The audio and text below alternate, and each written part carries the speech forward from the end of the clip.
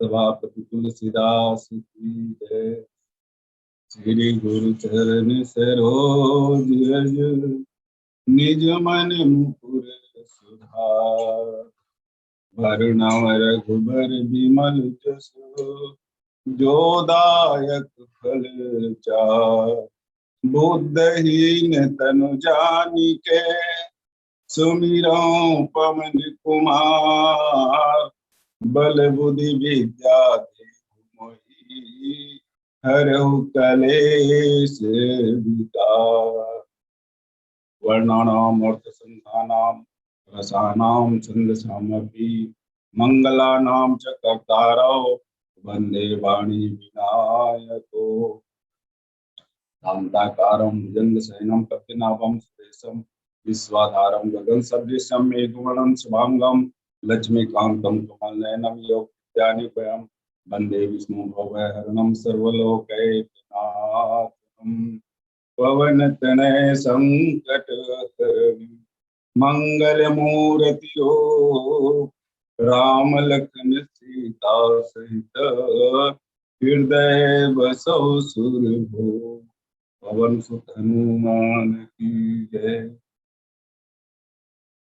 परमादरणीय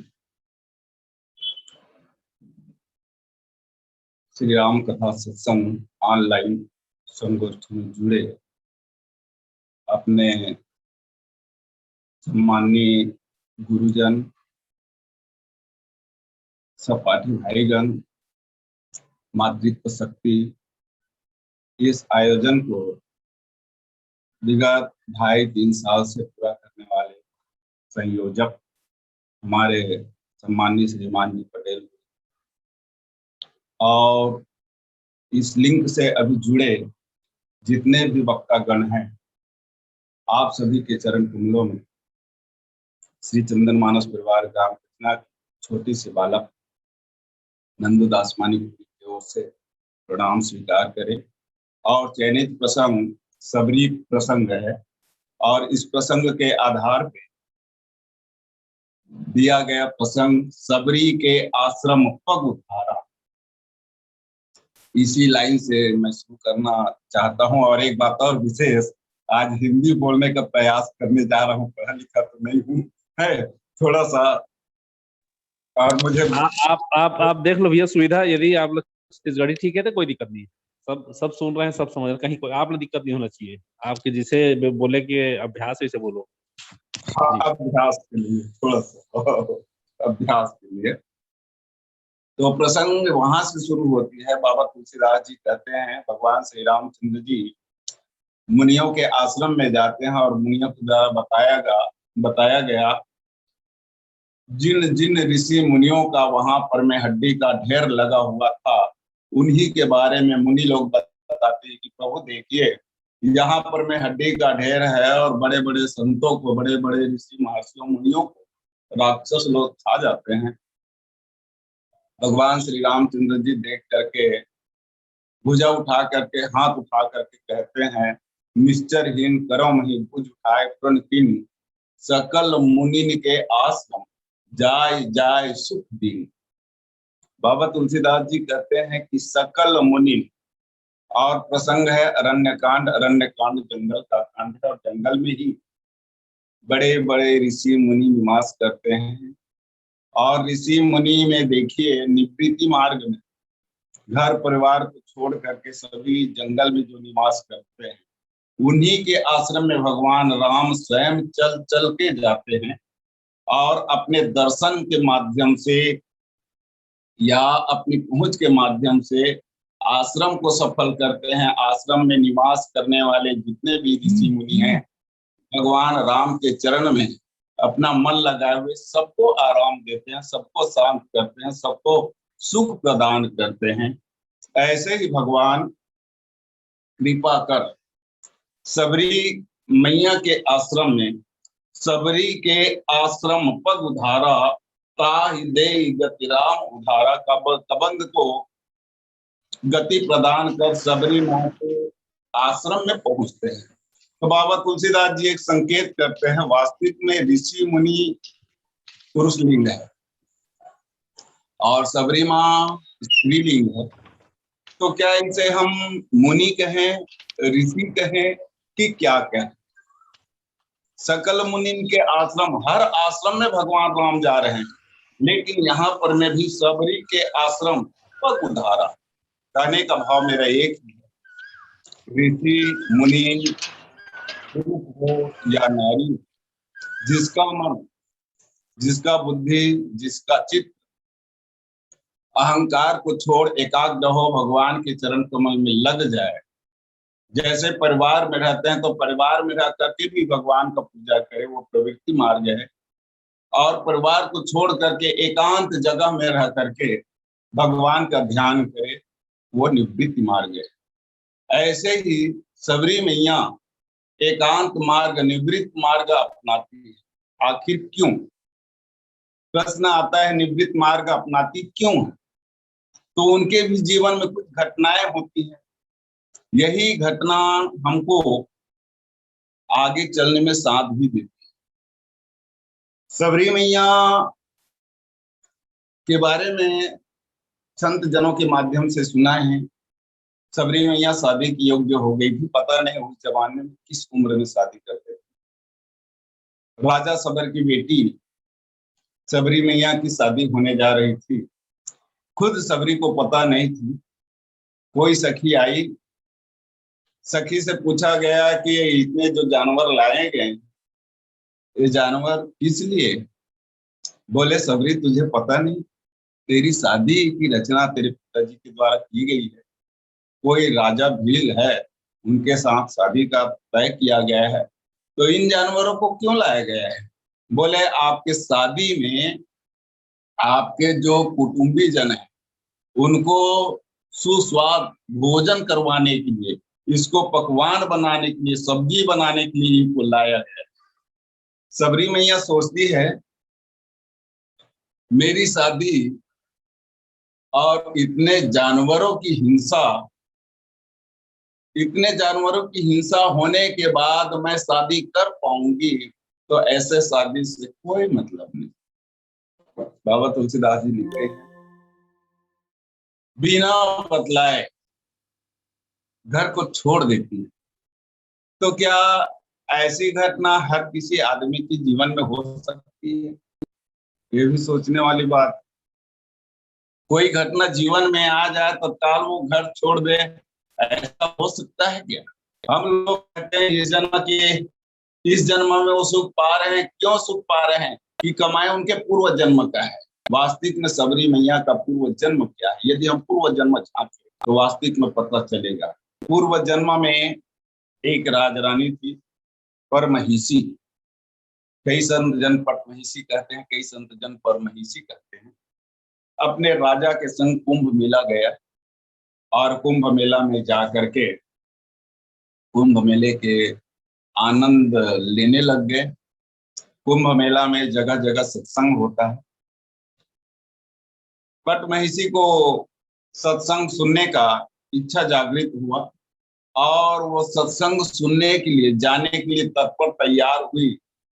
राजा आकर के बोले, है पटमहिषी, आप राजरानी और राजरानी स्वतंत्र रूप से किसी के सामने नहीं जा सकती, अतः आप भी नहीं जा सकती। बट महिषी बोली क्या मैं सत्संग नहीं सुन पाऊंगी, मेरे किस्मत में सत्संग सुनना नहीं। बोले तुम आम नारी नहीं हो, सहज नारी नहीं हो, तुम राज रानी, इसलिए तो अभी इस अवस्था में नहीं जा सकती। वास्तविक में बताया जाता है कि पट महिषी वहां से निकलने के बाद में गंगा में गई और गंगा में जाकर के भगवान से विनय करती है कि प्रभु इस जन्म में मुझे राजा रानी बनाई ठीक है, लेकिन आने वाले जन्म में मुझे ऐसे जन्म दे ताकि मैं सत्संग कर सकूं, जीवन का लाभ ले सकूं, जन्म पाने का लाभ ले पाऊं। और जलमग्न हो जाती है। उसी के माध्यम से वो सबरी, श्रमणा नाम थी पहले उनकी, उस जन्म में जब सबरी बनी तो श्रमणा नाम उनके माता पिता के द्वारा रखे गए, लेकिन श्री रामचरितमानस में सबरी के नाम से जाने जाते हैं। और वास्तविक में बाबा तुलसीदास जी एक संकेत देते हैं, भगवान राम स्वयं जाते हैं सबरी के आश्रम पग उधारी। आश्रम, आश्रम का मतलब है तीन शब्द है, आश्रम। आश्रम का मतलब यही है कि जहां श्रवण हो, जहां मनन हो, उसी जगह को आश्रम कहते हैं। ऐसे आश्रम सबरी जी के, और ऐसे ही आश्रम श्री रामचरितमानस में राजा प्रताप भानु भी देख पड़ते हैं। राजा प्रताप भानु भी कपटी मुनि के आश्रम में पहुंच जाते हैं और बाबा तुलसीदास जी सुंदर से संकेत करते हैं, लिखते हैं, विपिन फिरत आश्रम एक देखा, कह बस निपति कपट मुनि बेसा। प्यास से व्याकुल प्रताप भानु जब जंगल में घूमते घूमते व्याकुल हो जाते हैं तो उसे आश्रम नजर आता है। फिरत विपिन आश्रम एक देखा, कहाँ बस निपति कपट मुनि बेसा। उस आश्रम में कौन है? बोले मुनि के वेश में एक कपटी रहती। सबरी माँ के आश्रम में कौन रहती है? सबरी रहती है। और एक कपटी मुनि के आश्रम में मुनि के वेश में कपटी है। और एक आश्रम और बताया गया जहां पर में हनुमान जी महाराज पहुंचते हैं। बाबा तुलसीदास जी सुंदर से बात लिखते हैं, हनुमान जी महाराज जाते हैं तो वो आश्रम किसका है? बोले काल नेमी का। तीनों प्रसंग के बारे में, अस कही चला रचसिमग माया, क्या कर करके? जब रावण कालनेमी को विवश करते हैं कि ऐ कालनेमी, लक्ष्मण को शक्ति बाण लगी है और हनुमान जी जा रहे हैं संजीवनी बूटी के लिए, तो उनको रोकना है। यदि इसको सूर्य उदय के पहले दवाई नहीं मिली तो लक्ष्मण मर जाएगा, और लक्ष्मण मर जाएगा तो राम के ऊपर हम विजय प्राप्त कर लेंगे। यही स्थिति से कालनेमी को बीच में भेजा गया। और कालनेमी राम दूत कर मरो बोरु यह खल रत्मल भार। कालनेमी मन में विचार कर लेता है, यदि मैं रावण का काम नहीं करूंगा तो रावण मुझे मार डालेगा, इसलिए मुझे राम के भक्त के हाथों मरना है, हनुमान के हाथों ही मुझे मरना है। कस कही चला रचस मग माया, सर मंदिर बरबाग बनाया। आप विचार करेंगे, यह तत्काल आश्रम बनाया गया है। मारुत सुत देखा शुभ आश्रम। तत्काल कालनेमी जा करके एक आश्रम निर्माण करते हैं और उस आश्रम को हनुमान जी देखते हैं। और वहां पर मैं कहने का मतलब ये है कि प्यास बुझा लूंगा, ये सोच करके हनुमान जी लिखते हैं। तो मैंने तीन आश्रम, एक आश्रम जहां पर में ये कालनेमी का, दूसरा आश्रम कपट मुनि का, और तीसरा आश्रम सबरी मैया। तीन आश्रम रामचरितमानस में। और आश्रम है, आश्रम शांत रस है भगवान श्री रामचंद्र, आश्रम सागर शांत रस, और उधर उत्तरकांड में वर्णाश्रम निजनी। तो ये आश्रम को छोड़ करके ये तीनों आश्रम के बारे में विचार करें। सबरी के आश्रम में भगवान राम पहुंचते हैं, कपटी मुनि के आश्रम में राजा प्रताप भानु पहुंचते हैं। और कहा जाए तो वही राजा प्रताप भानु रावण के रूप में आने वाले जन्म में जन्म लेते हैं। तो कहने का मतलब एक आश्रम में राम, एक आश्रम में रावण और एक आश्रम में हनुमान जी पहुंचते हैं। 3 आश्रम, और तीनों आश्रम में बड़ा विचित्र बात है। तीनों आश्रम में तीनों जाते हैं, लेकिन मैं पहले एक संकेत कर दूं, ये सबरी की जो आश्रम है उनके गुरु मतंग जी के आश्रम है। कब से बनाया बुनाया आश्रम, ये असली आश्रम, और नकली आश्रम कपटी मुनि का नकली आश्रम, और बीच में जो काल नेमी का आश्रम है उसे तत्काल बनाया गया है, और तत्काल बने हुए आश्रम को तत्काल उजाड़ा भी जा सकता है। तो 3 आश्रम, एक आश्रम में भगवान श्री रामचंद्र जी जाते हैं, सबरी के आश्रम पग उधारा। बाबा तुलसीदास जी कहते हैं उस आश्रम में, जिस आश्रम में भगवान राम का चरण कमल पहुंचे, पग धारा, भगवान राम अपने पग को वहां पर में धारण करते हैं, वहां पर वो पहुंचा। कौन से आश्रम? तो हमें एक संकेत मिलती है वहां पर में सती मैया के आश्रम में न काम, न क्रोध, न लोभ है। आश्रम सागर शांत रस, जिसके जीवन में काम क्रोध लोभ ये तीनों विकार ना हो, वही पर में शांति होती है। तब वही के आश्रम में भगवान श्री रामचंद्र जी पहुंचते हैं। और पहुंचते हैं तो क्यों पहुंचते हैं? उसके ऊपर में कृपा करने के लिए। भगवान जिसके ऊपर कृपा करना चाहते हैं, भगवान वहां पहुंच जाते हैं। बाबा तुलसीदास जी एक संकेत और लिखते हैं, सबरी देख राम गृह आए। जब सबरी मैया, अब एक संकेत और मिलता है, भगवान श्री रामचंद्र जी वनवास जाते हैं। वनवास जाते हैं तो 3 पात्र उन्हें मिलते हैं। सर्वप्रथम सबरी मैया, इसके बाद सर्वप्रथम जटायु महाराज, सबरी मैया, इसके बाद हनुमान जी। और संत जन बताते हैं कि तीनों कुंवारे, कुंवारा पिता मिला, कुंवारी माँ मिली, और कुंवारा पुत्र मिला। रामचरितमानस में अरण्य कांड, विशेष विशाल कांड, ज्ञान का कांड इसे कहा गया है। ऐसे सबरी मैया को हम नारी भी कहें तो भी उचित नहीं लगता, क्योंकि इनकी शादी नहीं हुई है, और जिनकी शादी होती है उसे ही नारी कहते हैं। लेकिन वास्तविक में सबरी को माँ की तुलना दिया गया है। सबरी देख राम गृह आए, जब भगवान श्री रामचंद्र जी सबरी के गृह में, सबरी मैया अपने रहने वाले पर्णकुटी को आश्रम नहीं कहते, बाबा तुलसीदास जी उनको आश्रम कहते हैं, क्योंकि मतंग ऋषि साधन के माध्यम से साधना करके उस आश्रम को इतना पवित्र बना दिए हैं, जिस आश्रम में भगवान स्वयं चल के आना पड़ा। ऐसे आश्रम को सबरी मैया कहती है। सबरी देख राम गृह आए, सबरी मैया देखती हूँ।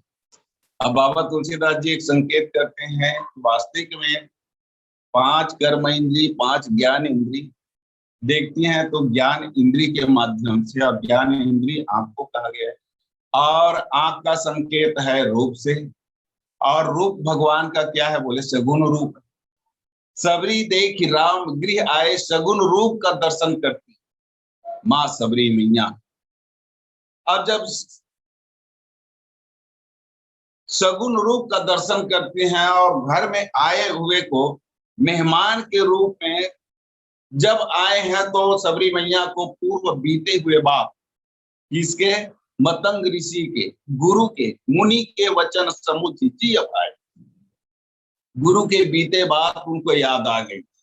हमें तो कल कोई घटना हो तो बात भूल जाती है, और गुरु के वचन, इसे प्रसंग में ये बात हमें याद दिलाती है कि वास्तविक में बिना गुरु के हमें कोई चीज प्राप्त होने वाली नहीं है। और कबीरदास जी भी कहते हैं, गुरु गोविंद दो खड़े काके लागू पाए, बलिहारी गुरु आप लोग गोविंद जियो बताए, मुनि के वचन समुझिजियो भाए। अपने गुरु के वचन के ऊपर विश्वास करती है सबरी मैया, और वही विश्वास का फल सबरी मैया के आश्रम में प्राप्त होती है। गुरु के वचन में विश्वास और विश्वास के माध्यम से विश्वास का जो फल है वो भगवान श्री रामचंद्र जी और लक्ष्मण जी। यदि हम राम और लक्ष्मण को दोनों को देखें तो ये भगवान श्री रामचंद्र जी ज्ञान के रूप में और लक्ष्मण जी वैराग्य। दूसरे भाव में देखें तो भगवान श्री रामचंद्र जी ब्रह्म के रूप में, लक्ष्मण जीव के रूप में। ब्रह्म और जीव जग कारण तारण भव भंजन धर्मी वार की तू अखिल भुवन पति लिन मनुज अवतार, ये हनुमान जी के प्रसंग है। लेकिन यहाँ सबरी मैया जब देखती हैं तो रूप को देखती है और आंख को सफल करती है, जबकि बाबा तुलसीदास जी एक संकेत कहते हैं, सेवक कर पद नयन से, ये सेवा का काम करती है। आप आंख देखती है, कान सुनती है, हाथ अपने कर्म करती है, पैर भी अपना कर्म, ये कर्म इंद्री है और ये ज्ञान इंद्री, और कर्म इंद्री ज्ञान इंद्री दोनों जब मिल जाए तो बाबा तुलसीदास जी उसे भक्ति का रूप देते हैं। कहते हैं सरसिज लोचन बाहु विशाला, भगवान श्री रामचंद्र जी की जगह जगह ऐसी बात होती है जब विभीषण महाराज जी भी भगवान श्री रामचंद्र जी से मिलने जाते हैं, तब बाबा तुलसीदास जी लिखते हैं, भगवान को जब देखते हैं, दूर हिते देखे ध्रुव भ्राता नयन आनंद दान के दाता, बहुरी राम छवि धाम बिलोकी रहे ठटोकी एक टक पल रोकी, भुज प्रलम कंजारुन लोचन श्यामल गात प्रणत भय मोचन। हाथ और आप, यहाँ पर में भी सरसिज लोचन बाहु विशाला, भगवान राम इस संसार को जगत प्रकाश प्रकाशक राम, भगवान अपने राम से अपने आंख से सबको प्रकाशित करते हैं और कर्म हाथ के माध्यम से सबको कर्म के प्रति निष्ठा दिलाते हैं। दो भाव, कोई संत जन कहते हैं, सबरी मैया अपने गुरु मतंग जी से पूछते हैं कि प्रभु मुझे इस आश्रम में आप रहने को बोल रहे हैं और आप तो यहाँ से विदा ले रहे हैं और कह रहे हैं कि प्रभु यहाँ पर में भगवान श्री रामचंद्र जी आएंगे तो मैं कैसे पहचान पाऊंगा। और कई संत कहते हैं ये 10,000 वर्ष पूर्व की बात, जब मतंग ऋषि इस लोक को छोड़ करके परम धाम गए, उस समय सबरी माँ रोती हुई बिलखती हुई मतंग ऋषि से कहने लगे कि गुरुदेव आप मुझे शरण में दिए, शरण में रखिए, आप मुझे अपने भी साथ में ले चलिए, मैं भी यहाँ किसके आधार पर रहूंगी। तब मतंग ऋषि बताया कि बेटी यहाँ पर में भगवान का आगमन होगा, वो आएंगे। कब आएंगे? बोले अभी तो उनका जन्म भी नहीं हुआ है, जब जन्म होंगे तब वो आएंगे। और सबरी मैया की प्रसंग के बारे में और बतलाते हैं, सबरी मैया जब घर से भागी, जंगल में आ गई और जंगल में आने के बाद में रात में पूरा जितने भी ऋषि गण हैं उनके रास्ता को साफ करती, उनकी जलाने के लिए लकड़ी वकड़ी कुछ भी लाते थे, खाना पकाने के लिए फल वगैरह भी तोड़ के सामने दरवाजा में रख दिए करते थे। और 4 बजे पेड़ में निवास करती, सेवा का भाव। एक दिन हुआ क्या कि सबरी मैया की उम्र जब आगे बढ़ने लगी तो उनके कार्य की खत्म होने लगी। एक दिन जब नहाने जा रहे थे सभी ऋषिगण, रास्ते में सबरी मैया को पहुंचा दिए। बोले ऐ लड़की, ऐ कन्या,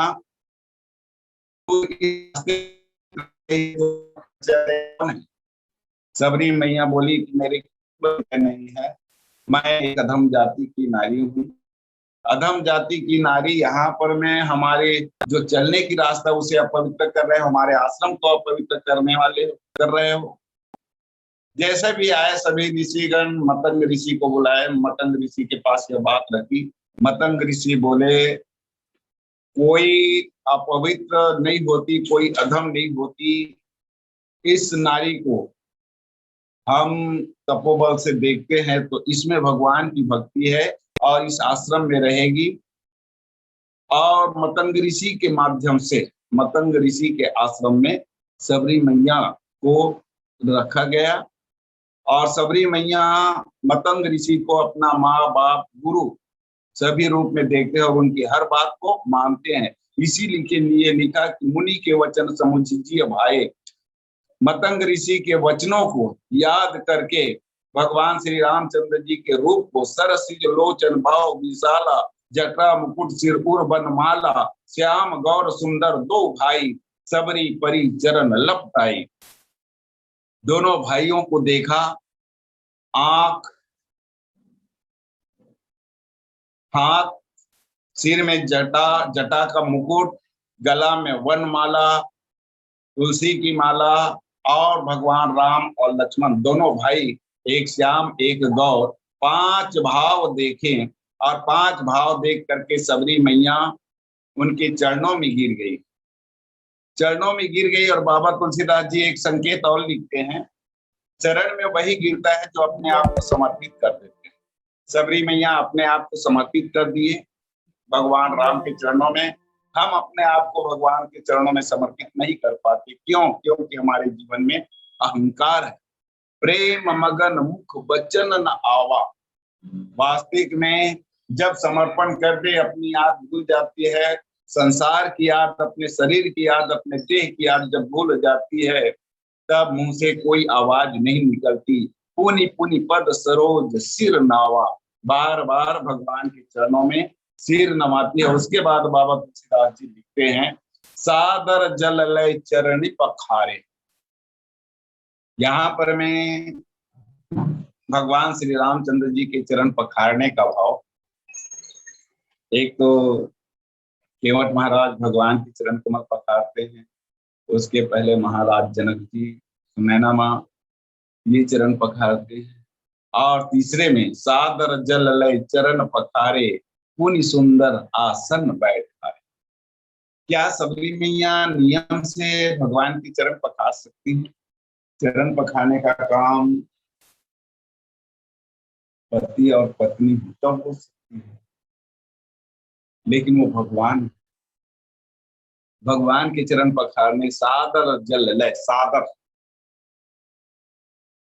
जल को लाते हैं भगवान श्री रामचंद्र जी लक्ष्मण जी को सुंदर आसन में बिठाते हैं। तो वहां सबरी के आश्रम में से कौन सा आसन, जिस आसन पे भगवान राम को या लक्ष्मण को बिठाए, बाबा तुलसीदास जी एक संकेत करते हैं, सबरी माँ अपने गुरु के वचनों में विश्वास कर इतना मगन हो जाती हैं, कई संत कहते हैं कि हर दिन रास्ता में मेरे प्रभु आएंगे, उसे कुछ तकलीफ ना हो, उनके पैर को कोई घात ना लगे, इसलिए फूलों की लाइन लगा देते हैं, फूल में मेरे प्रभु चलेंगे। लेकिन आज जब प्रभु आए तो उनको और किसी बात की याद नहीं थी, बस एक ही बात थी, प्रभु बैठिए यहाँ, बैठिए यहाँ, बैठिए यहाँ, बैठिए यहाँ। भगवान कहते हैं, सबरी मुझे कहाँ बैठाएगी, ये तो छोटा सा आश्रम है, अरे तेरा दिल इतना बड़ा है, मैं तो तेरे दिल में ही बैठ पा रहा हूँ, मुझे तेरे दिल से हटने का नाम नहीं, मुझे और कोई आसन नहीं चाहिए। हम लोगों को एक शिक्षा मिलती है, जो अपने हृदय में, अपने दिल में भगवान को बिठा ले, भगवान कोई आसन की जरूरत नहीं। और कहते हैं, सादर जल लय चरण पखारे, तो वहां पर में थाली लाई होगी, लोटा में पानी, तो सबरी मैया ये काम नहीं करती, केवल क्या करती है, बाबा तुलसीदास जी लिखते हैं, प्रेम मगन मुख बचनन आवा, पुनि पुनि पद सरोज सिर नावा। सबरी मैया अपने सिर को भगवान के चरण कमल में डाल देती है और अपने आप को समर्पण कर देती है, और हृदय में कहा जाए कि 10 इंद्रियों को अपने मन में अपने काबू में कर लेती है। मन, बुद्धि, चित्त और अहंकार सबको भगवान में समर्पित कर देती है। केवल आंख से भगवान का दर्शन किए हैं और वही आंख से भगवान के चरण कमल धोने के लिए आंसू बरस रहे हैं। यही भाव, यह सादर जल चरण पखारे, पुनि सुंदर आसन बैठारे। आप विचार करके देखिए, वो आश्रम में एक सबरी मैया भरत रहती थी, और आसन बनाना, आसन क्या है, बोले मन का आसन, मन का आसन, मन मंदिर में भगवान को बिठा लिए और कहते हैं चरण पखारे, पखारने का सौभाग्य माँ सबरी को मिली। और सबरी मैया इतनी प्रसन्न हुई, इतनी प्रसन्न हुई, और वो मन में सोचने लगी, आज मेरा गुरु नहीं होता, गुरु के शरण में मैं नहीं होती, गुरु का कृपा मुझे प्राप्त नहीं होती। हालांकि मैं एक नारी जाति हूँ। बाबा तुलसीदास जी सुंदर से और संकेत करते हैं, वास्तविक में भगवान को पाना है तो ब्राह्मण, क्षत्रिय, वैश्य, शूद्र, कोई भी वर्ण के हों, सबको भगवान प्राप्त हो सकती है। केवल आप अपने साधन को या अपने भाव को ठीक रखें। उत्तरकांड में कहते हैं, पुरुष नपुंसक नारी व जीव चराचर कोई, सर्व भाव भज कपट तजी, मोहि परम प्रिय सोई। भगवान वर्ण और आश्रम को नहीं देखते, केवल देखते हैं भावना को। और वात्सल्य भावना यही पर में सबरी मैया की हो जाती है। कंद मूल फल सुरस अति, दिए राम कहूं आन। यहाँ पर में विचित्र बात यह है, सबरी मैया के कुटिया में या आश्रम में कोई आसन नहीं, फिर भी भगवान राम वहां के आसन में विराजते हैं। और उसके बाद में कंद मूल फल सुरस अति, दिए राम कहूं आन। देखा जाए तो सबरी मैया भगवान राम के भोजन की तैयारी करते, कंद मूल फल सुरस अति, दिए राम पहुआनी, तत्काल ला करके देते हैं। और एक माँ होती है, माँ ही होती है जो अपने पुत्र के भूख की चिंता, जहाँ कहीं पुत्र, माँ उनको खाने के लिए ही बोलती है। और प्रेम सहित प्रभु खाए, बारंबार ही बखानी। और भगवान भी प्रेम सहित खाते हैं और बारंबार बखानी। यहाँ पर में कंद, मूल, फल, तीन भाव दिए, और तीनों भाव में आप विचार करके देखें, कंद में रस होती है, मूल में रस होती है, कि फल में रस होती है। फल में रस कब होती है? जब फल पक जाता है। फल के पकने के बाद में, अब कंद क्या है? बाबा तुलसीदास जी कंद के बारे में एक संकेत करते हैं।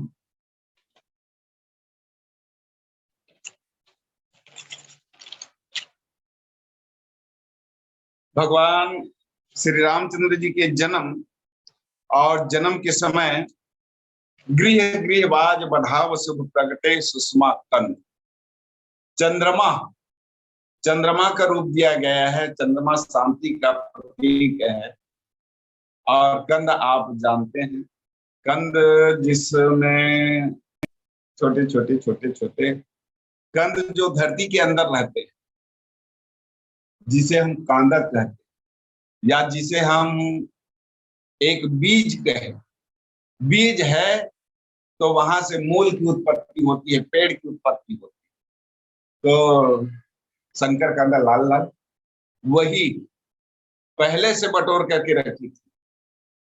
मूल, अब मूल कहें तो मूल क्या है? खाने के लायक मूल, मैं अपने मन से कहता हूं गन्ना, ईख, फल, आम का फल। मान लो तीनों को ले लेते हैं, कंद, मूल, फल, सुरस, सम जम नियम, फूल फल ज्ञाना, हरिपद रस, वेद बखाना। ये आम के फल में भी रस होते हैं, ईख में भी रस, और शंकर कांदा, कांदा है ना, कंद, इसमें भी रस होते हैं। ये रस अलग है। खिलाने वाले के जब तक के भगवान के चरण कमल में प्रेम रूपी रस ना हो, तब तक किसी को भी खिलाओ वो असर करने वाला नहीं है। दिए राम कहूं आनी, भगवान राम सबको देते हैं, लेकिन आज भगवान राम सबको खिलाने वाले, आज सबरी मैया स्वयं उसे खिला रही है। और भगवान राम प्रेम सहित प्रभु खाए। भगवान के बारे में कहते हैं प्रभु। यहाँ पर में वास्तविक में भगवान अपने ईश्वरी भाव प्रेम सहित भगवान भक्त जैसे भी खिलाए, भगवान प्रेम से खाते हैं। और जिसकी खाते हैं उनकी गाते भी। हम आदमी ऐसे हैं जिसकी गाते हैं उसकी गाते नहीं, बस 2 दिन गा लिए, बाद में गाना बंद। जब तक कि हमें न खिलाता रहे भगवान, ऐसा है एक बार खा लिए आजन्म उसकी चर्चा करते रहे। प्रेम सहित प्रभु खाए बारंबार बखानी। और इसीलिए बाबा तुलसीदास जी कहते हैं, वास्तविक में सबरी मैया की शादी तो नहीं हुई थी, लेकिन उनके जीवन में माता का भाव, वात्सल्य भाव ऐसा था कि वास्तविक में सबरी माँ के फल, कंद, मूल, फल जिनकी याद जा करके अयोध्या में भी भगवान राम माँ कौशल्या, सुमित्रा और कैकेयी के सामने, यहाँ तक कि गुरु के सामने बखान करते हैं। ऐसे सुरस फल सबरी मैया भगवान राम को खिलाते हैं। भगवान राम तो सबको खिलाते हैं, लेकिन आज कहते हैं जो सबरी मैया खिलाते हैं उसका बार बार बखान करते हैं। कहने का भाव ये, चाहे वो पुरुष हो, चाहे वो नारी हो, चाहे नपुंसक हो, कोई भी हो, भगवान को पाना चाहे थोड़ा सा गुरु के शरण में जाए, गुरु के वचनों का विश्वास करे, और गुरु के वचनों का विश्वास करके समय का इंतजार करे, तो भगवान के घर में थोड़ा सा देर हो सकता है, लेकिन अंधेर होने वाला नहीं। ये प्रसंग ऐसा एक नारी जाति के लिए विशेष उल्लेखनीय है। और एक नारी ममता की खान होती है, और ममता से भरे, ममता की मांग भगवान करते हैं, और ममता के वश में भगवान राम बंध जाते हैं, ममता के वशीभूत होते हैं। ऐसे भगवान को बांधने में कामयाब पाती है सबरी मैया। बहुत रामचंद्र की